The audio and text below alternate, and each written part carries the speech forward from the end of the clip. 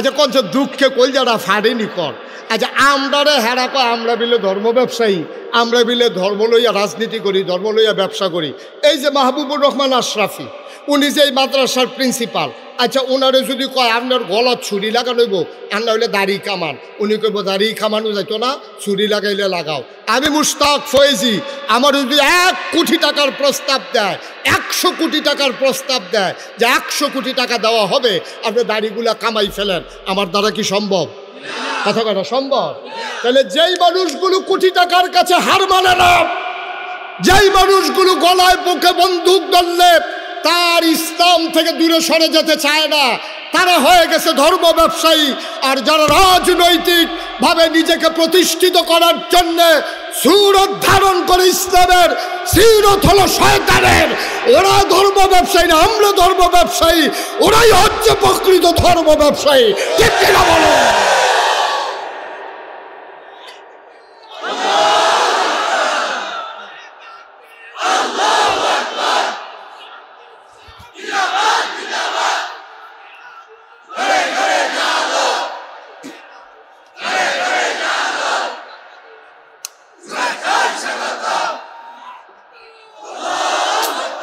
সবাই পড়ে না আমিন, জুড়ে পড়ে না আমিন।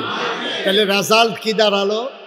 রেজাল্ট দাঁড়ালো আল্লাহ তাবারক ওয়া তাআলা ১৫০০ বছর আগেই জানতেন এই কারবার যে হবে। তোমরা সুরত ধরবা একরকম, সিরত নেবা আরেক রকম। এজন্য আল্লাহ বলছেন ওয়ালা তুতিল কাফিরিন ওয়াল মুনাফিকিন, কাফের মুনাফিকদের অনুকরণ করা যাবে না, যাবে না, যাবে না। ঠিক কিনা কও? এই পথে আমরা যেদিন এসেছি, যেদিন আল্লাহকে আল্লাহ বলে মেনে নিয়েছি, নবীকে নবী বলে মেনে নিয়েছি, যেদিন বিশ্বাস করেছি এই জীবন থেকে একদিন হারিয়ে যাওয়া লাগবে, আর ওই জীবনটা শুধু যেমন তেমন জীবন না, সেখানেই হবে আসল ফায়সালা। সেই দিন থেকে দৃঢ় মনোবল নিয়ে, অটল পাহাড়ের মতো অবিচল আস্থা নিয়ে আমরা বিশ্বাস রেখে এগিয়ে যাচ্ছি। এই পথে চলতে গেলে এ পথ কখনো কুসুমাস্তীর্ণ নয়, এ পথ কণ্টকাকীর্ণ। এ পথে চলতে গেলে কাটার আঘাতে রক্তাক্ত হওয়া লাগবে, রঞ্জিত হবে পিচ ডালা পথ। এটা জেনে জেনেই আমরা এ পথে এসেছি। আমরা জানি এ পথে আসতে গেলে মামলা হবে, হামলা হবে, জাল জুলুম নির্যাতন হবে, প্রয়োজনে জীবন দেওয়া যাবে, ঈমান দেওয়া যাবে না। রাজি আছো কিনা? হাত তুলে দেখো।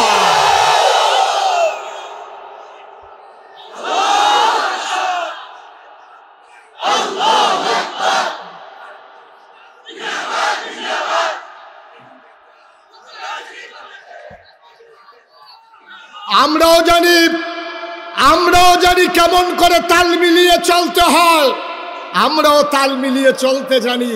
কিন্তু আমরা বিশ্বাস করি এই দুনিয়ায় ফুলের মালার কোনো দাম নাই, কবরে যদি হয় জোতার মালা। ঠিক কিনা বলো? আর এই দুনিয়ায় যদি টিটকারি হয়, মস্করা হয়, গুম হয়, নির্যাতন হয়, নিপীড়ন হয়, মামলা হয়, হামলা হয়, ফাঁসি কাস্টে ঝুলতে হয়, বিশ্বাস আছে যেদিন কবরে যাব অপেক্ষা করছে আমাদের জন্য ফুলের মালা। ঠিক কিনা বলো? সুতরাং দুনিয়ায় ছেলেরা বসাও, তারা চুপ করে বসাও। তা কায়দা ভাইয়া লাইছে বালা। সবাই কনা আমিন, জোরে কনা আমিন। সুতরাং ভাইয়েরা, এটা কোনো হিংসি না, ঝগড়া বিবাদ না, কাউকে হ্যায় করা না, কাউকে খাটো করা না। বিশ্বাস করেন আপনি এই পথে যখন অবিচল আস্থা নিয়ে চলবেন, আপনার হাদিয়া বন্ধ হয়ে যাবে, আপনার উপরে টিটকারি আসবে, মস্কারা আসবে, চাকরির উপরে আঘাত আসবে, আপনাকে মানুষ টিটকারি মারবে, আপনার স্ত্রী আপনাকে মস্কারা করবে এই পথে যদি আপনি সঠিকভাবে আসেন। আজকে নতুন করে আসেন, দেখবেন আপনার স্ত্রী আপনাকে টিটকারি করে মস্কারা করবে। আপনি দাড়ি রাখেন না, দাড়ি রাখছেন, আপনার স্ত্রী দাড়ির পক্ষে না, দেখবেন আপনার কি আগুন যাইতে আছে ঘরের ভিতরে। আপনি টের পাইছে, যার ঘরে এই আগুন সে টের পাইছে, আপনি হাতে জি কইও লাভ নাই, না কইও লাভ নাই, যার ঘরে এই আগুন। এখন তো দাড়ি রাখছে, তো হুজুরের ওয়াজ শুনে, 5 ওয়াক্ত নামাজ পড়ে, দাড়ি রাখছে, পাঞ্জাবি গাও দেয়, টুপি পাতার দেয়া নেই, তার বউয়ে কি একটা কারবার চাইতে আছে ঘরটার ভিতরে, একটা আগুন জ্বলতে আছে, এর ভিতরে দিয়া হ্যাঁ তার শালিয়ে ফোন দিছে, আফা কেমন আছো? কই কি এর বালা, নমুনা খারাপ। দুলাভাই কতটার দুলাভাই আছে, মাইয়া তো সিল্লান দিয়া লাগছে দুলাভাইয়ের কি হয়েছে? কতটা দুলাভাই হুজুর না দুলাভাই বলে হুজুর হয়ে গেছে গা, দাড়ি রাখলো কেড়ে, টুপি মাথার দিল কেড়ে, দুলাভাই এখন হুজুর হয়ে গেছে গা, তাই দুলাভাইয়ের নাই। নাউজুবিল্লাহ কইতেন না, জোরে বলবেন না নাউজুবিল্লাহ। তাইলে বিরোধিতা করলো কয় দল? এক নম্বরে যারা রাজনৈতিক নেতা, দুই নম্বরে যারা ছিল পুঁজিপতি টাকাওয়ালা।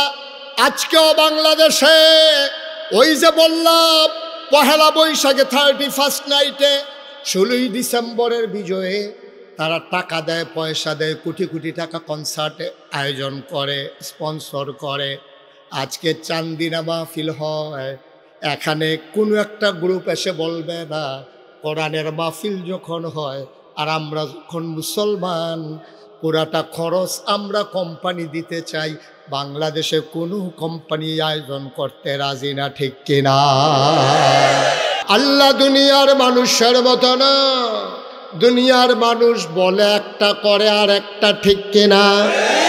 দুনিয়ার মানুষ অসুখে পড়লে একরকম, ভালো হয়ে গেলে আরেক রকম, বিপদে পড়লে একরকম, বিপদ দূর হয়ে গেলে আরেক রকম।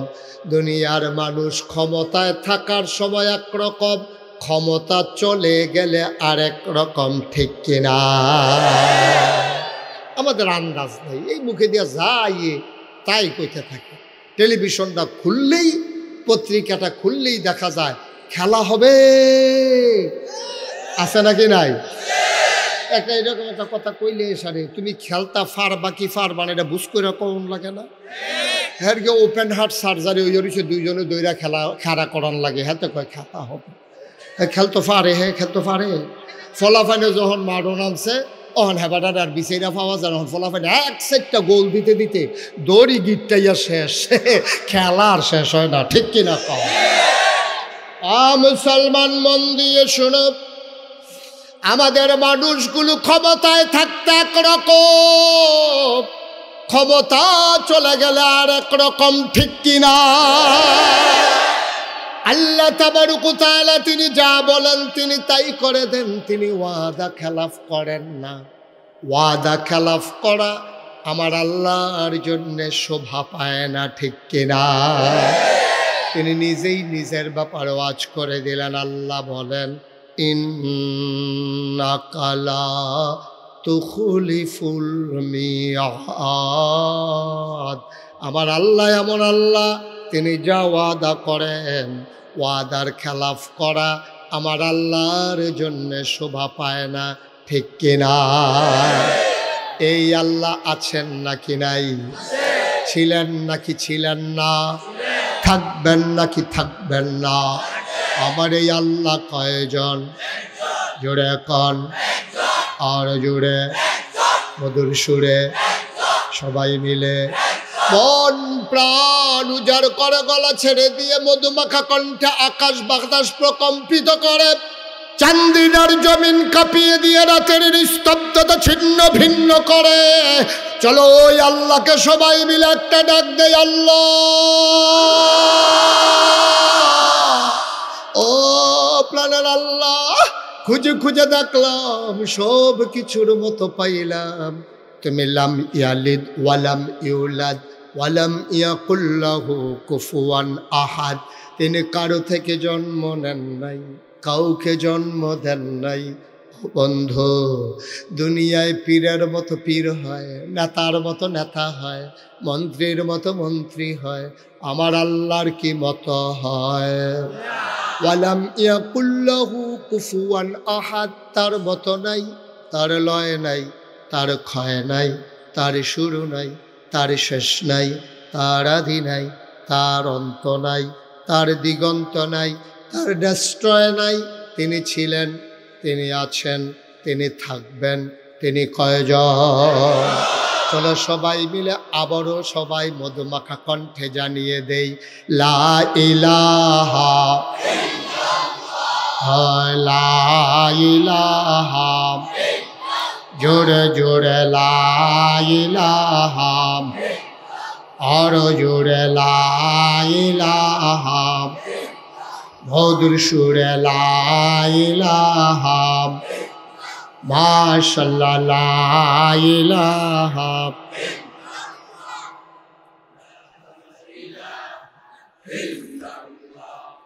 লা ইলাহা ইলাহা ইল্লাল্লাহ মুহাম্মাদুর রাসূল সাল্লাল্লাহু আলাইহি ওয়াসাল্লাম। সবাই পড়েন আলহামদুলিল্লাহ। কোরআনে ঢোকার আগে মারদুদ শয়তান থেকে ফেনা চাই, যিনি রহমান যিনি রাহিম, তার নামে চলেন শুরু করি, সবাই পড়ি। আউযু বিল্লাহি মিনাশ শাইতানির রাজিম। বিসমিল্লাহির রাহমানির রাহিম। ইয়া আইয়ুহান নাবিয়্যু তাকিল্লাহ ওয়া লা তুতি'ল কাফিরিনা ওয়াল মুনাফিকিন ইন্নাল্লাহা কানা আলিমান হাকীমা। আমার আল্লাহ রাব্বুল আলামিন কোরআনুল কারীমে 21 পারায় সর্বশেষ একটা সূরা দিয়েছেন। সূরার নাম রেখেছেন সূরা আহজাব। এই সূরা আহজাব মদিনায় অবতীর্ণ।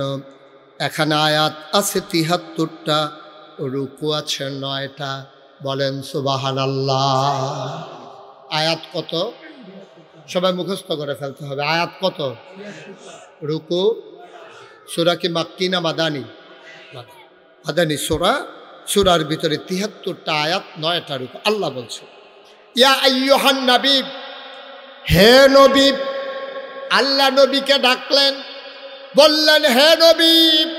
মুফাসসিরিন কিরাম ঐকমত্য পোষণ করেছেন, যদিও নবীকে ডেকেছেন, কিন্তু এই শুধু নবী এখানে এই আল্লাহর ডাকের আওতায় না। এখানে নবীর যত উম্মত, যত দুনিয়ার মানুষ, কিয়ামত পর্যন্ত যারা আসবে, কোরআনের প্রতিটি আয়াত, প্রতিটি বাণী, যেটা আমাদের জন্য হচ্ছে শিক্ষা। এই কোরআন হচ্ছে আমার তোমার জীবন বিধান, পথ চলার পথেও যদিও ডেকেছেন ইয়া আইয়ুহান নবী, হে নবী। ডাকের ভেতরে আমরাও যেন পড়ে গেছি। বলেন আলহামদুলিল্লাহ। আল্লাহ বললেন ইয়া আইয়ুহান নবী, হে নবী, ইত্তাকিল্লাহ, আপনি ভয় পাবেন শুধুমাত্র, কেবলমাত্র, একমাত্র আল্লাহকে। সুবহানাল্লাহ বলবেন না? ভয় পাবেন কাকে? কথা কয় না। ভয় পাবেন কাকে? এই কথা ডাকে ডেকে ডেকে আল্লাহ বলতেছেন নবীকে, নবী আপনার কাছে অনেক কিছু আসবে, আপনার বিরুদ্ধে টিটকারি হবে, মস্কারা হবে, আপনার বিরুদ্ধে মামলা হবে, হামলা হবে, জেলখানায় থাকা লাগবে, আপনারে মানুষগুলো মস্কারা করবে, আপনার মৃত্যুর জন্য তারা ফাঁদ পাতবে, আপনাকে অযথা তারা হয়রানি করবে, আপনার কথাগুলো নিয়ে তারা ট্রল করবে, তারা টিকটক করবে, আপনার কথাগুলো নিয়ে তারা তামাশা করবে, মস্কারা করবে, আপনাকে ভয় দেখাতে চাইবে নানানভাবে, নানান শ্রেণী। ইত্তাকিল্লাহ, আপনি মনে রাখবেন আমি আল্লাহ আপনাকে বলছি, আপনি কাউকে, ওই প্রশাসন বলেন, ওই যান্ত্রিক এই আপনার যারা ক্ষমতার মসনদে আছে ওরা বলেন, প্রশাসন বলেন, র্যাব, গোয়েন্দা, কর্মকর্তা, কর্মচারী, যত ধরনের প্রভাবশালী, ক্ষমতাশালী, এলাকার সর্দার, পুঁজিপতি, রাষ্ট্রপতি, যারাই যেখানে ক্ষমতাসীন থাকুক, আপনি মনে রাখবেন কাউকে আপনি ভয় করবেন না। কুছ পারোয়া নেহি, আপনি ভয় করবেন শুধুমাত্র, কেবলমাত্র, একমাত্র আমার আল্লাহকে। ঠিক কিনা বলেন? মুসলমান, কাউকে ভয় করা যাবে না। ভয় করলে ঈমান নিয়ে কবরে যাওয়া যাবে না। আজকে যদি আমি এখন সুদের বিরুদ্ধে কথা বলি, এই এলাকায় যারা সুদখোর ওরা বলবে হুজুরকে একটা ওয়াজে পারে আর পারে না। আমি পারলেই কি আর না পারলেই কি, আমি যে এত বলতে আছি তারপরও তো আপনি ছাড়েন না। সুদখোর আমার ওয়াজে সন্তুষ্ট হবে না, এইটাই স্বাভাবিক, ঠিক কিনা? এমনকি তারা গুপ্ত হত্যার পরিকল্পনাও করতে পারে, এমনকি তারা আক্রমণ করতে পারে, নানানভাবে বেইজ্জতি করতে পারে, মাহফিলেরও এখন একটা সিল্লান দিতে পারে যে যেহেতু সুদের বিরুদ্ধে ওয়াজ হয়েছে, ওয়াজ তো আমার উফরাইয়া পড়তে আছে, একটা সিল্লান দে। তো সিল্লান দিলে সকলে দৌড় দিব, মাহফিল শেষ, তে বাচ্চা গেছে, তার চৈতন্যতা। মুসলমান, কেন আল্লাহ এই কথা নবীকে বললেন যে কাউকে ভয় পাবেন না? নবী কি কাউকে ভয় পায় নাকি? কথা বলা লাগলো কেন? কারণ হলো নবী যখন দ্বীনের দাওয়াত দেওয়া শুরু করলেন, 3 দল মানুষ নবীর বিরুদ্ধে একেবারে খড়গহস্ত। 3 দল মানুষ নবীকে নানানভাবে নানান প্রস্তাব দিয়া থামিয়ে দিতে চেয়েছে, মৃত্যুর হুমকি দিয়েছে, মেরে ফেলবে ঘোষণা দিয়েছে, যেন কোনোভাবেই নবী ভয় না পায়। আল্লাহ তাবারক ওয়া তাআলা নবীর মনে বিশ্বাস জাগিয়ে দিচ্ছেন, ওয়ালা তুতিল কাফিরিনা ওয়াল মুনাফিকিন, ভয় তো পাবেনই না মুনাফিক কাফের যারা, তাদের অনুকরণ করাও যাবে না, ঠিক কিনা? আপনি বলতে গেলেই সমস্যা, আপনি চুপ থাকেন, এটা অনেক ভালো। আর এমন কাজ করেন যেটাতে কোনো সমস্যা নেই। নবী যখন বললেন সাফা পাহাড়ের পাদদেশে, নবীজি যখন বললেন, ও দেশবাসী, আমার গোষ্ঠীর মানুষেরা, আমার রক্তের অংশরা, আমার যারা এলাকাবাসী, দেশবাসী, তোমরা আমাকে বলো আল আমিন, তোমরা আমাকে বলো সাদেক, আমি বিশ্বাসী, আমি সত্যবাদী। এই কথাগুলো তোমরা যখন ঘোষণা দাও, আবার আমি তোমাদেরকে যদি বলি কুলু লা ইলাহা ইল্লাল্লাহ, তোমরা সবাই পড়ো লা ইলাহা ইল্লাল্লাহ। ভাই, বুঝার জন্য বলতেছি, খরগোশের মতো কান খাড়া করে, মাছের মতো নিষ্পলক নয়নে দয়া করে একটু শুনুন, একটু বুঝুন। আমি যদি এই যে আল্লাহর নবী বলছেন পড়ো লা ইলাহা, কথা বলুন লা ইলাহা ইল্লাল্লাহ, এই কথা বলার সাথে সাথে আপনারা সবাই বলতে হবে, সব কাফেররা মক্কায় যারা ছিল তারা কি খুশি না বেজার? কথা কোন, খুশি না বেজার? সংখ্যা একেবারে মাইনরিটি, সামান্য কিছু লোক খুশি হয়েছে যারা দিন নিজের জীবনে গ্রহণ করেছে। ওরা ছাড়া মাইনরিটি যারা, মেজরিটি যারা, মাইনরিটি একটা সংখ্যা, সামান্য কয়েকজন, তারা খুশি হয়েছে। আর বাকি সবাই মিলে টিটকারি, মস্কারা, ও এতদিনের ঘুমর বাড়িছে, ফাঁকরি বেঁধে আডে তাইনে, মনে হয় যেন কত্তরা মুসল্লি, এতক্ষণে তাইনে খাইছে ধরা। আমরা তো এতদিন বুঝছি না এই বাপ ধরে সেটা উনি কী করতে আছে। এখন আমাদের বাপ দাদার ধর্মের মুখে চুনকালি মাখাইতে আছে, 360 দেবদেবীর বিরুদ্ধে কথা কয় লা ইলাহা ইল্লাল্লাহ, আল্লাহ সারা বিলে কোনো ইলাহা নাই, মাহবুদ নাই, মাশুক নাই, মাউজুদ নাই, মাকসুদ নাই, রাহমান নাই, রাহিম নাই, তিনি ওয়াদুদ নাই, রাজ্জাক নাই, কেউ বলে নাই, শুধু একমাত্র আল্লাহ। এটা সরাসরি আমাদের বিরুদ্ধে যুদ্ধ ঘোষণা। এতক্ষণে ওনার ভালো বের হয়েছে। ভাই, সত্যি কথা মনে রাখেন, ওই ময়দানটার ভিতরে সামান্য কয়েকজন লোক ছাড়া একজনও নবীকে সমর্থন করে নাই। সবাই টিটকারি মেরেছে, মস্কারা মেরেছে, মারতে ধরেছে। আবু জেহেল তো বারবার রুক্ষা যায়, নবীজিরও ঘুষি দিব, কয়েকবার গেছে, তো আবার কয়েকজনে ধৈর্য রাখে। তো ঝগড়ার সময় আমরা দেশেও দেখছি লাগলে ধৈর্য রাখে, আমি ধৈর্যেন না। দুইজনে যদি লাগ গেলায় প্রথমে ধৈর্যেন না, প্রথমে সাইডা দিয়ে দুইজনে দুইটা খাইয়া বুঝো ঘুষি কারে কয়, এরপরে ধাক্কাইও দেখবেন ফাটাইতেন না। এই যখন টান দিয়া ধরে তার রেস্কো বাড়ে, তাই লাগনের লেগিয়া আরো শরীরের ভিতরে রেস্কো আইয়ে, এরপরে যদি আর ধরুন্যাটা যদি বেরিয়েই তো হয়, তো মনে হয় যেন দুনিয়াটা তামা করে লাগবো। একটা খাইয়াইলে তার কন্যাইও আর ফাটাইতেন না। তো এই আবু জেহেল করছে কি, নবীজিরা বারবার মারতে যায় আর সবাই মিলে ধরে রাখছে। আবার আবু জেহেল আবার ভয়ও পায় যে এখন যদি আমি নবীজির গায়ে আঘাত করি, নবীর চাচা আমির হামজা, নবীর চাচা আবু তালেব, নবীর চাচা আবু লাহাব, নবীর বংশ বনু হাসিম গোত্রের লোকেরা সবাই যারা আছে, আমি মোহাম্মদরে একটা ঘুষি দিলে যদি হগলে ফিরাইয়া একটা করে দেয়, তা আমি দেন একটা ভাগে পড়ে কয়টা? একটার জায়গা তো আর একটা থাকে না, অনেকগুলো তো পড়ে যায়। এইটা আবার ডরা। নবীর চাচা আবু লাহাব একেবারে পাথর নিয়ে হাতে ঢিল মেরেছে এবং জঘন্য একটা গালিও দিছে, বলছে ইয়া মোহাম্মদ তাব্বালাক, ও মোহাম্মদ তোমার ধ্বংস হোক। নাউজুবিল্লাহ বলবেন না? জোরে বলবেন না নাউজুবিল্লাহ? আবার আপনারা রায় দিবেন, ১,৫০০ বছর আগে যারা নবীকে গালি দিল, মারতে গেল, পাথর মারল, আজকে ১,৫০০ পরে এই ২০২৫ সালে ১২ই জানুয়ারি আবার আপনারা রায় দিবেন, নবী কি খারাপ মানুষ ছিলেন? নবী কি সন্ত্রাসী ছিলেন? নবী কি বাসের ভিতরে আগুন দিছিলেন? নবী কি ক্ষমতা দখল করতে চাইছিলেন? চান্দিনা বাজারে ভিড় দখল দিছিলেন? তাহলে নবীরে মারতে গেল কেন? কারণটা কি? একটাই তখন শুধু কারণ ঘটেছে, নবী বলেছেন তোমরা পড়ো লা ইলাহা। আচ্ছা, তাইলে এই কথা বলার কারণে নবীরে তারা মারতে ধরে, গালি দেয়, ধ্বংস করতে চায়। আমি মুশতাক ফয়েজি, নাগাইশের পীর সাহেব, আমি যদি এখন জিকির শুরু করি আর ফজর পর্যন্ত লা ইলাহা ইল্লাল্লাহ জিকির করি, সব মানুষ বিরোধিতা করবে দূরের কথা, সবাই এসে আমার এই দেশি মুরগির ডিম সিদ্ধ করে নিয়ে আসবে, মুরগার চাউ ছোট্ট করে বুনা করে সিডারুডি দিয়া যে হুজুরে অনেকক্ষণ ধরে জিকির করতে আসে, বিদেশি কম্বলটা, ফুতের টেহারা, গাছের লাউডা, মাছের মাথাটা, গরুর কলজাড়া সব আইনা নাগাইশের হুজুরের রুমের চতুর্দিক দিয়া, জিকিরের চতুর্পাশ দিয়া এরকম হাদিয়া তোহফা আসতে আছে। আর এলাকার সবাই কইতে আছে, এই হুজুর যে জিকির করে, মনে হয় মাছে জিকির করে, গাছে জিকির করে, আকাশে জিকির করে, বাতাসে জিকির করে, কি সুন্দর জিকির। আমি জিকির করলে বাধা তো আসেই না, বরঞ্চ আমার হাদিয়ার অভাব হয় না। আর নবীজি ঠিক এই জিকিরটা করার কারণে নবীজির উপরে আঘাত আসলো, গালি আসলো, ওরা মারতে ধরলো, তাইলে বুঝা যা গেল কুসকুস কালাহা, ঠিক কিনা কম? বুঝা গেল আমার জিকির আর নবীজির জিকির এক জিকির না, কারণ আমার জিকিরে কারো কিচ্ছু আসে যায় না। আর ওরা বুঝে ফেলেছে নবীর জিকির মানে সাংঘাতিক জিকির।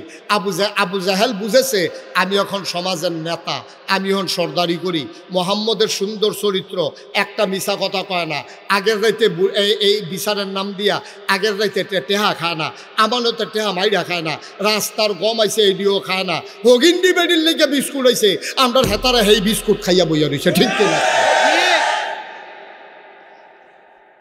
তারা দেখছে মোহাম্মদের যে চরিত্র, সুবহানাল্লাহ বলবেন না?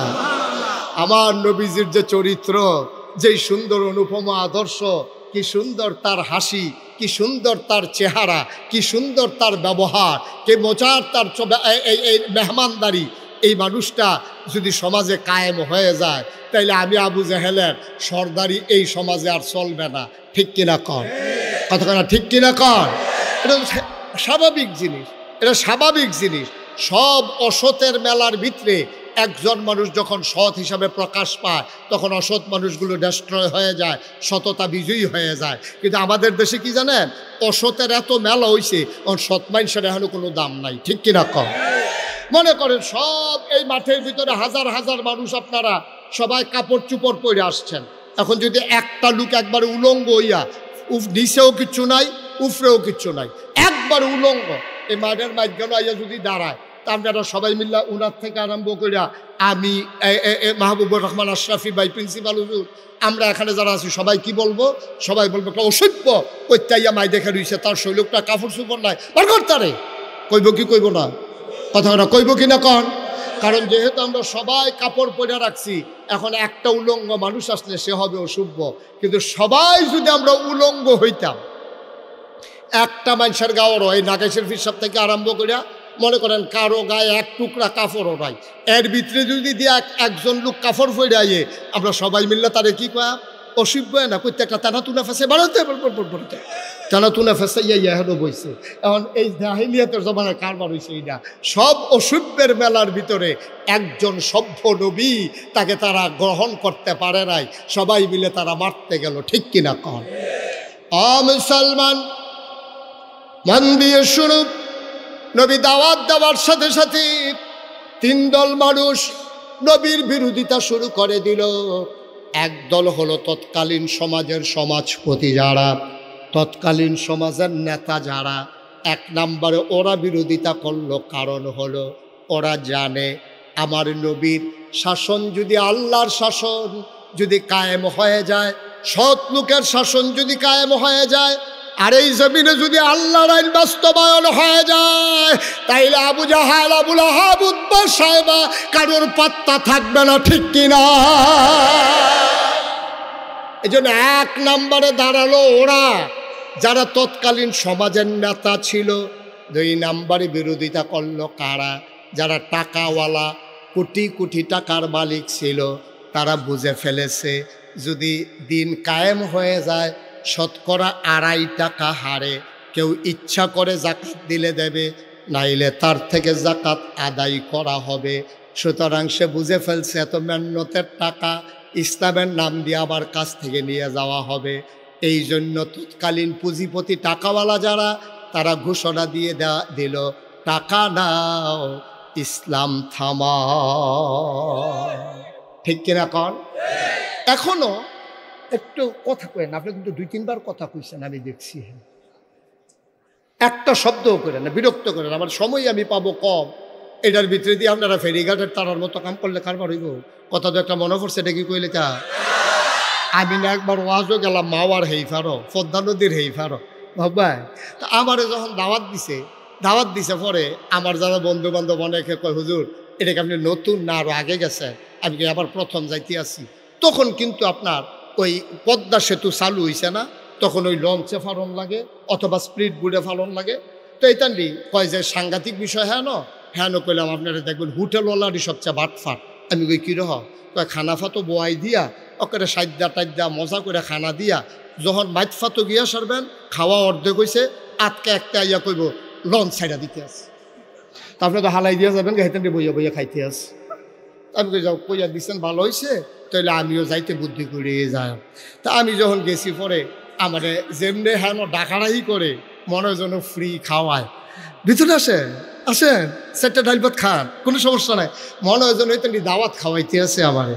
তো এরকম ডাইকা ডুইকা নিয়ে বয়াইছে। ম্যানেজারটা আমার দেখা কি চিনছে না চিনছে কইতে পারতাম না, তখন আমার তো পরিচিত নাই, কারণ ওই ইয়ার পরে না আমার চিনাটা একটু বাড়ছে। হ্যাঁ, ওই ইয়ারটা যে কইসলাম যে হে ইয়ারটার পরে না, ইয়ারটা কম যেত না, তোমরা যত কথা কেউ ইয়ারটা আর কম যেত না। হয় এমনি বড় বিপদে আছি, চিন্তা করছি একটা বুর্খা কিনা লাইন। তোমরা যা শুরু করছ, আমি সাংঘাতিক বিপদে আছি। হয় মার হাবা কয় না রে মালিকাই আসেন আমারে কয়, হুজুর আমি নিজে রাতে মাছের মাথাটা ধুইছি, এটা আপনি খান, ইলিশ মাছের মাথা সবচেয়ে বড় মাথা, আপনি মজা করে খান। তা আমি তো জানি যে এটা কারবার কি করে, তা আমিও মাছ নিয়ে যাবো, দেন না অসুবিধা নাই, সুবিধা হইলে দেন। তো মাছ টাছ দিয়ে সারছে, মাছের মাথা, এটার মধ্যে তো কাটা বেশি, ইলিশ মাছের মাথা একটু খাইয়ে সারছি। পরে একটা দৌড় দিয়ে আইয়া সেটা কয়, হুজুর লঞ্চ সাইডা দিতে আছে। আমি কই তৈলে খানা দিয়ে একটা প্যাকেটও করে দিই। আমি এই লঞ্চ বইয়া বইয়া খায়াম।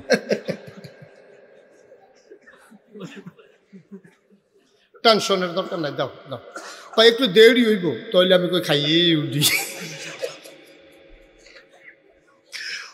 মুসলমান মন দিয়ে শুনো, 1 নম্বরে তৎকালীন জমানায় যারা সমাজের নেতা, তারা আমার নবীকে বাধা দিল। 2 নম্বরে যারা টাকাওয়ালা, তারা চিন্তা করলো যে এই টাকা যদি এইভাবে বৈধ অবৈধ কামাই, ইসলাম আসলে এই অবৈধ কামাই আর থাকবে না, মন যা চায় তা করা যাবে না। এই জন্য টাকাওয়ালা পুঁজিপতি যারা, তারা চিৎকার করে ঘোষণা দিল, টাকা দাও, মোহাম্মদের ইসলাম থামাও। ঠিক কিনা কম? আজকে বাংলাদেশে দেখবেন, এখানে যেহেতু শিক্ষিত সচেতন জনগণ বেশি, এই জন্য ওভাবেই বলি, আজকে বাংলাদেশে দেখবেন যখন পহেলা বৈশাখ হয়, তখন বিভিন্ন জায়গায় মেলা হয়, ওপেন এয়ার কনসার্ট হয়। এই যে কনসার্টগুলা, মেলাগুলো স্পন্সর করে কারা? দেখবেন প্রাণ কোম্পানি, RFL কোম্পানি, অথবা দেখবেন বড় বড় ম্যাগনা গ্রুপ, অথবা দেখবেন সিটি গ্রুপ, বড় বড় গ্রুপ যারা আছে, বেক্সিমকো গ্রুপ। ওরা করে কি, আপনার পহেলা বৈশাখ, রমনা বটমূলের ছায়ানটের আয়োজন, তারপরে আপনার কি বলে 31st নাইট, তারপরে 16ই ডিসেম্বরের নামে ওপেন এয়ার কনসার্ট স্টেডিয়ামের ভিতরে। এই টাকাগুলা দেয় কারা? টাকাগুলা দেয় বাংলাদেশে বড় বড় শিল্পপতি যারা, টাকার মালিক যারা, যারা আগে দাঁড়িয়ে রাখছিল, বিপদ হইয়া কামাই নিচ্ছে। আসেনি রে কারবা? আগে দেখলে মনে হইতো ফেরেশতা আটটা যাইতে আছে, সাদা পায়জামা, সাদা পাঞ্জাবি, সাদা টুপি, সাদা চুল, কি সুন্দর। অক্ষরে দরবেশের মতো না, দরবেশে এত সুন্দর করে আটটা যাইতো। আর যেই মাত্রতে মাইনকা সিফাত পড়লো, কামাইয়া কুমাইয়া হমান, ঠিক কিনা কম? হ্যাঁ না? আচ্ছা কোন দুঃখে কই যারা ফাড়েনি কর। আচ্ছা আমরা রে হেরা কয় আমরা বিলে ধর্ম ব্যবসায়ী, আমরা বিলে ধর্ম লইয়া রাজনীতি করি, ধর্ম লইয়া ব্যবসা করি। এই যে মাহবুবুর রহমান আশরাফি, উনি যে এই মাদ্রাসার প্রিন্সিপাল, আচ্ছা ওনারে যদি কয় আপনার গলা ছুরি লাগানোইব, আর না হইলে দাড়ি কামান, উনি কইব দাড়ি কামানো যাইতো না, ছুরি লাগাইলে লাগাও। আমি মুশতাক ফয়েজি, আমার যদি 1 কোটি টাকার প্রস্তাব দেয়, 100 কোটি টাকার প্রস্তাব দেয় যে 100 কোটি টাকা দেওয়া হবে, আপনি দাড়িগুলা কামাই ফেলেন, আমার দ্বারা কি সম্ভব? কথা কথা সম্ভব? তাহলে যেই মানুষগুলো কোটি টাকার কাছে হার মানে না, যেই মানুষগুলো গলায় বুকে বন্দুক ধরলে তার ইসলাম থেকে দূরে সরে যেতে চায় না, তারা হয়ে গেছে ধর্ম ব্যবসায়ী। আর যারা রাজনৈতিক ভাবে নিজেকে প্রতিষ্ঠিত করার জন্য সুরত ধারণ করে ইসলামের, সিরত হলো শয়তানের, ওরা ধর্ম ব্যবসায়ী না, আমরা ধর্ম ব্যবসায়ী, ওরাই হচ্ছে প্রকৃত ধর্ম ব্যবসায়ী। ঠিক কিনা বলো?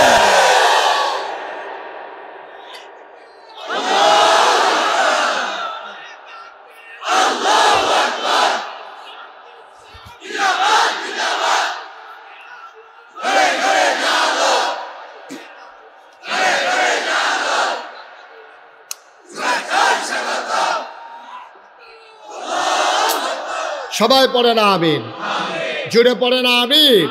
তাহলে রেজাল্ট কি দাঁড়ালো? রেজাল্ট দাঁড়ালো আল্লাহ তাবারক ওয়া তাআলা ১৫০০ বছর আগেই জানতেন এই কারবার যে হবে। তোমরা সুরত ধরবা একরকম, সিরত নেবা আরেক রকম।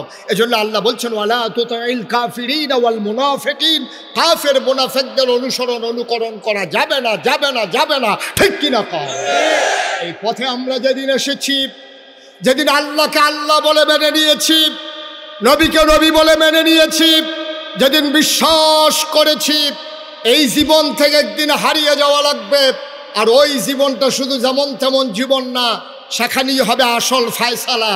সেই দিন থেকে দৃঢ় মনোবল নিয়ে, অটল পাহাড়ের মতো অবিচল আস্থা নিয়ে আমরা বিশ্বাস রেখে এগিয়ে যাচ্ছি। এই পথে চলতে গেলে এ পথ কখনো কুসুমাস্তীর্ণ নয়, এ পথ কণ্টকাকীর্ণ। এ পথে চলতে গেলে কাটার আঘাতে রক্তাক্ত হওয়া লাগবে, রঞ্জিত হবে পিচ ডালা পথ। এটা জেনে জেনেই আমরা এ পথে এসেছি। আমরা জানি এ পথে আসতে গেলে মামলা হবে, হামলা হবে, জাল জুলুম নির্যাতন হবে, প্রয়োজনে জীবন দেওয়া যাবে, ঈমান দেওয়া যাবে না। রাজি আছো কিনা? হাত তুলে দেখো।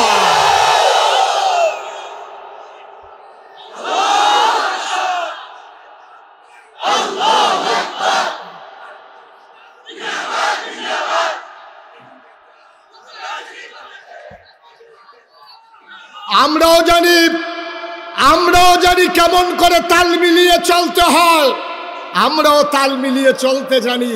কিন্তু আমরা বিশ্বাস করি এই দুনিয়ায় ফুলের মালার কোনো দাম নাই, কবরে যদি হয় জোতার মালা। ঠিক কিনা বলো? আর এই দুনিয়ায় যদি টিটকারি হয়, মস্কারা হয়, গুম হয়, নির্যাতন হয়, নিপীড়ন হয়, মামলা হয়, হামলা হয়, ফাঁসি কাস্টে ঝুলতে হয়, বিশ্বাস আছে যেদিন কবরে যাব অপেক্ষা করছে আমাদের জন্য ফুলের মালা। ঠিক কিনা বলো? সুতরাং দুনিয়ায় ছেলেরা বসাও, তারা চুপ করে বসাও,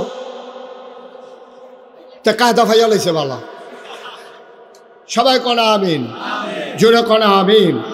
সুতরাং ভাইয়েরা, এটা কোনো হিংসি না, ঝগড়া বিবাদ না, কাউকে হ্যাঁ করা না, কাউকে খাটো করা না। বিশ্বাস করেন আপনি এই পথে যখন অবিচল আস্থা নিয়ে চলবেন, আপনার হাদিয়া বন্ধ হয়ে যাবে, আপনার উপরে টিটকারি আসবে, মস্কারা আসবে, চাকরির উপরে আঘাত আসবে, আপনাকে মানুষ টিটকারি মারবে, আপনার স্ত্রী আপনাকে মস্কারা করবে এই পথে যদি আপনি সঠিকভাবে আসেন। আজকে নতুন করে আসেন, দেখবেন আপনার স্ত্রী আপনাকে টিটকারি করে মস্কারা করবে। আপনি দাড়ি রাখেন না, দাড়ি রাখছেন, আপনার স্ত্রী দাড়ির পক্ষে না, দেখবেন আপনার কি আগুন যাইতে আছে ঘরের ভিতরে। আপনি টের পাইছে, যার ঘরে এই আগুন সে টের পাইছে। আপনি হাতে জি কইও লাভ নাই, না কইও লাভ নাই, যার ঘরে এই আগুন। এখন তো দাঁড়িয়ে রাখছে, তো হুজুরের ওয়াজ শুনে 5 ওয়াক্ত নামাজ পড়ে দাঁড়িয়ে রাখছে, পাঞ্জাবি গাও দেয়, টুপি পাতার দিয়ে আনে। তার বউয়ে কি একটা কারবার চাইতে আছে, ঘরটার ভিতরে একটা আগুন জ্বলতে আছে, এর ভিতরে দিয়া হাতার শালিয়ে ফুল দিছে, আফা কেমন আছো? কই কি এর বালা, নমুনা খারাপ। দুলাভাই কতটা দুলাভাই আছে, মাইয়া তো সিল্লান দিয়া লাগছে, দুলাভাইয়ের কি হয়েছে? কতটা দুলাভাই হুজুর না, দুলাভাই বলে হুজুর হয়ে গেছে গা, দাঁড়িয়ে রাখলো কেড়ে, টুপি মাথার দিল কেড়ে, দুলাভাই এখন হুজুর হয়ে গেছে গা, তাই দুলাভাইয়ে নাই। নাউজুবিল্লাহ কইতেন না, জোরে বলবেন না নাউজুবিল্লাহ। তাইলে বিরোধিতা করলো কয় দল? 1 নম্বরে যারা রাজনৈতিক নেতা, 2 নম্বরে যারা ছিল পুঁজিপতি টাকাওয়ালা। আজকেও বাংলাদেশে ওই যে বললাম পহেলা বৈশাখে 31st নাইটে 16ই ডিসেম্বরের বিজয়ে তারা টাকা দেয়, পয়সা দেয়, কোটি কোটি টাকা কনসার্টে আয়োজন করে, স্পন্সর করে। আজকে চান্দিনা মাহফিল হয়, এখানে কোনো একটা গ্রুপ এসে বলবে না কোরআনের মাহফিল যখন হয় আর আমরা যখন মুসলমান, পুরাটা খরচ আমরা কোম্পানি দিতে চাই, বাংলাদেশে কোনো কোম্পানি আয়োজন করতে রাজি না, ঠিক কিনা? ওরা বেহায়াপনা ছড়ানোর জন্য ওদের টাকা ইনভেস্ট করে, ওরা ইসলামকে ধ্বংস করার জন্যে তারা টাকা ইনভেস্ট করে, যুবক যুবতীর মাঝে অবাধ বিচরণ ছড়িয়ে দেওয়ার জন্যে, বেহায়াপনা অশ্লীলতায় আমার এই যুব সমাজকে ধ্বংস করার জন্যে ওদের যত পায়, তারা ইসলামকে রক্ষা করার জন্য ওদের একটা টাকাও খরচ হয় না, ঠিক কিনা বলেন? 3 নম্বর কারা বিরোধিতা করলো? আবার আপনারা চমকে উঠবেন, থমকে দাঁড়াবেন, আশ্চর্যান্বিত হয়ে যাবেন। 3 নম্বরে নবীর যারা বিরোধিতা করেছে ওরা হলো তৎকালীন ধর্মগুরু। যারা তৎকালীন সময়ে পূজা দিত, আমাদের দেশে হিন্দুদের যে পূজা দেয়, তো নিজে নিজে কিন্তু পূজা দেয় না, পূজা নিয়ে ব্রাহ্মণের কাছে কয়, ঠাকুরের কাছে কয়, পুরোহিতের কাছে কয়, ভাই আমার একটা পূজা দেওয়া লাগবে, আমার বড় বিপদে আছে, ব্যবসায় বাইরে খাইছি, ফলা বিদেশ যাইব, তারে বিয়া করায়, ফলা বাচ্চা হইছে, আমার একটা পূজা দেওয়া লাগবে, একটু পূজাটা দিয়ে দিয়েন। এই কথা বলার পরে তখন পুরোহিত কি কয়, ঠাকুর কি কয়?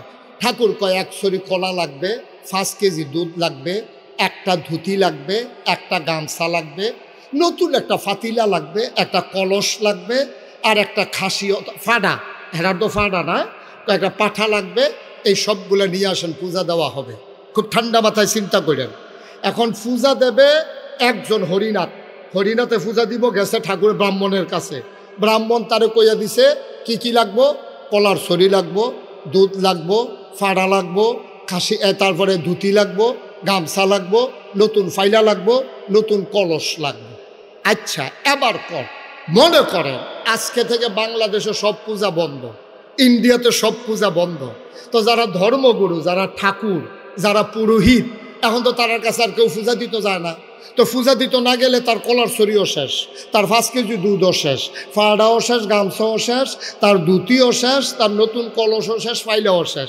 এবার আপনারা কোন এই ব্যাহতার কি বাংলাদেশও আছে যে আপনি কইবেন পূজা বন্ধ আর ব্রাহ্মণ ঠাকুরেরা কইবে কোনো সমস্যা নাই, বন্ধ করে দাও? এটা মেনে নেবে না। তারা চাইবে পূজা চলুক, তাইলে আমাদের ইনকামের পথ খোলা থাকুক।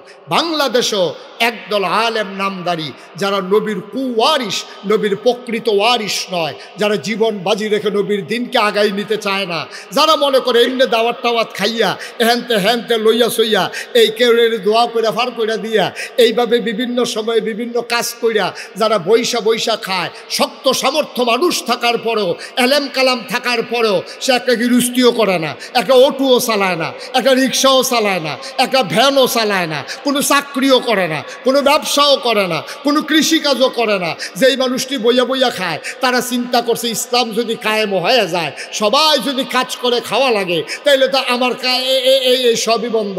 এই সবই বন্ধের জন্য তৎকালীন জমানায় একদল ধর্মগুরু যারা, তারা নবীর বিরোধিতা করেছে, ঠিক কিনা বলে? আজও এই বাংলাদেশের একদল মুসলমান নামধারী, টুপিদারি, ধ্বজাধারী, একদল পাঞ্জাবিওয়ালা মানুষ, তারা দেখা গেছে যে ইসলামের মৌলিক বিষয়ে কথা আসলে তারা নিজেদেরকে ইসলামের বিরোধিতা করা শুরু করে।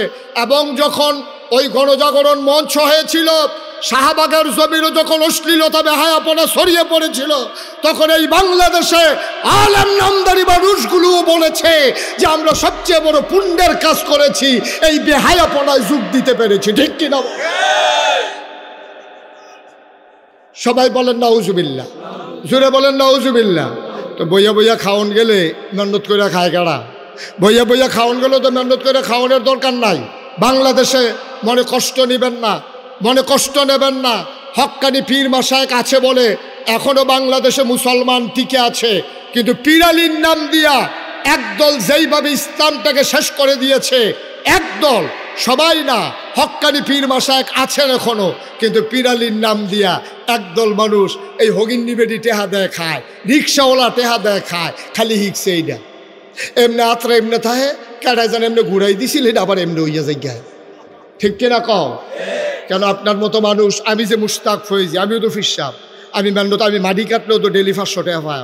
আমি যদি মাটিও কাটি আমার এই ডেলি 500 টাকা রুজ দেওয়ান লাগবো। আমি অটো চালাইলেও 1000 টাকা কামাই করতাম পারাম, আমি সিএনজি চালাইলে আমি 1500 টাকা কামাই করতে পারবো। কিন্তু বাংলাদেশে এমন অনেক পীর আছে, 1-2 জন না, শত শত আছে, কোনো কাজ নাই, কোনো কাজ নাই, অর্ধাঙ্গ বিকলাঙ্গ না, পরিপূর্ণ সুস্থ মানুষ, শুধু বৈশা বৈশা খায়, মানুষ দেয় আর হ্যাঁ খায়, এইরকম আছে নাকি নাই? তারে বসান, হ্যাঁ ছেলে বসো, বসো, উডে উডে সিফা দিয়ে বয়ে থাকবে না, আছে নাকি নাই? অথচ দেখেন 1500 বছর আগে আমার নবীজি, আহারে, কেউ যদি প্রমাণ দিতে পারেন যে একদিন তিনি বসে বসে খাইছে, আবার একদিন একজন প্রমাণ দেন, একটা প্রমাণ দেন যে নবী 63 বছরের জিন্দিগিতে একদিন তিনি অসহায়ভাবে শুধু বসে বসে তিনি খাবার দাবার চেয়েছে, ওনার কি হাদিয়া ছিল না? সাহাবারা তো কলজাটা কাটতে দিয়া লাইতে চাইছে, বেটা বাড়িঘর দিয়া লাইছে। একদিন আম্মাজান আয়েশার ঘরের ভিতরে একজন এই আনসার মহিলা আয়েশা দেখে যে নবীজিরে জিজ্ঞেস করছে, আম্মা, ও আম্মা, নবীজি যে ঘুমায় বিছানাটা আমাকে একটু দেখাবেন, কেমন বিছানায় তিনি ঘুমায়? গিয়া দেখে একটা চট, এক ভাঁজ করা একটা চট, এটা বিছাই রাখছে। এই চটটার উপরে হাত রাইখা মহিলাটা কাঁদতেছে, আরে আমরা কত নরম বিছানায় ঘুমাই, আর নবীজির মতো মানুষ এই একটা চটের উপরে ঘুমায়। এই কথাগুলো কাঁদতেছে, বলতেছে, আম্মা, ও আম্মা, আমার ঘরে একটা তোষক আছে, উপর দিয়া চামড়া, পেছনে ভেতরে এই এই খেজুর গাছের শোভা দেওয়া, আমরা কি এটা নিয়ে আসবো? আম্মা জান আয়েশা ছোট্ট মানুষ, তিনি খুশি হয়েছেন, তিনি মনে করলেন মজাই হবে, আরাম করে শোয়া যাবে। যখন এই টাইনা দেওয়া হলো, ঈদ অবসরে নবীজি ঘরে ঢুকলেন। উনি যখন খাটের উপরে বসলেন, দেখলে একটু নরম নরম লাগতেছে। নবীজি বললেন, এইটা পাইলা কই? কয়েকজন মহিলা হাদিয়া দিয়েছে। আয়েশা, ও আয়েশা, আমার নবীজি আমার উহুদের পাহাড়, আমার আল্লাহ আমাকে উহুদের পাহাড়টা স্বর্ণ বানাই দিতে চাইছিল, আমি এটা রাজি হই নাই, আমি দুনিয়া থেকে ছেড়ে দিয়েছি। সামান্য একটা তুষকের কাছে হার মেনে যাব? ওকে ডেকে তুষকটা ফেরত দিয়ে দাও, আমার তুষক লাগবে না, আমার জন্য এই চটি আমার যথেষ্ট। সুবহানাল্লাহ বলবেন না? আল্লাহর নবী শেষ বয়সে একটু বাঁকা হয়ে হাঁটতেন, তিনি একটু কজু হয়ে গিয়েছিলেন, বাঁকা হয়ে গিয়েছিলেন। আম্মা জান আয়েশা কেঁদে কেঁদে বলতেন, নবী গো, আপনার বয়স তো এত বেশি হয় নাই, আপনার বয়স আর কত হইছে, এই বয়স আপনি কেন বাঁকা হয়ে গেছেন? আল্লাহর নবী চোখের পানি ছেড়ে দিলেন, ডাক ডাক, আয়েশা, ও আয়েশা, তোমাকে বলা হয় নাই খন্দকের যুদ্ধের সময় আমাকে যখন সালমান ফার্সি পরামর্শ দিল যে মদিনার চতুর্পাশ দিয়ে একটা খাল খনন করেন যেন কাফেররা আমাদেরকে আক্রমণ করতে না পারে? আয়েশা গো, ও আয়েশা, খাল খনন করতে গিয়ে আমার সাহাবারা সবাই মাটি কাটতেছিল, পাথর উঠাইতেছিল, বড় একটা পাথর পড়ে গেল, এটা কোনোভাবেই উঠানো যাচ্ছিল না। জোহরের আজান পড়ে গেছে, মানুষগুলো অস্থির হয়ে গেছে, পাথর আর আলগি দেওয়া গেল না, বিরাট পাথর। নবীজির কানে যখন খবর গেল, নবীজি বললেন, সবাই সরো, এই দায়িত্ব আমার উপরে, আমাকে দাও, পাথরটা আমি সরিয়ে দেই। সুবহানাল্লাহ। আল্লাহর নবী পাথরে ধরলেন, তিনি সবাইকে সরিয়ে দিলেন। আল্লাহর নবী পাথর ধরে যেই টান মেরেছেন, রগের ভিতরে টান পড়েছে, কোমরের ভিতরে তিনি ব্যথা পেয়ে ফেললেন। তিনি আস্তে করে সোজা হয়ে দাঁড়াতে গেলেন, একটু বাঁকা হয়ে গেলেন। নবীজি কান্দে আর কয় আয়েশা, সেই দিন যে পাথর টান দিয়ে একটু ব্যথা পাইছিলাম, এই ব্যথাটা আজ পর্যন্ত আর আমার কাছ থেকে গেল না। দুজাহানের বাদশা নবী, দুজাহানের বাদশা নবী।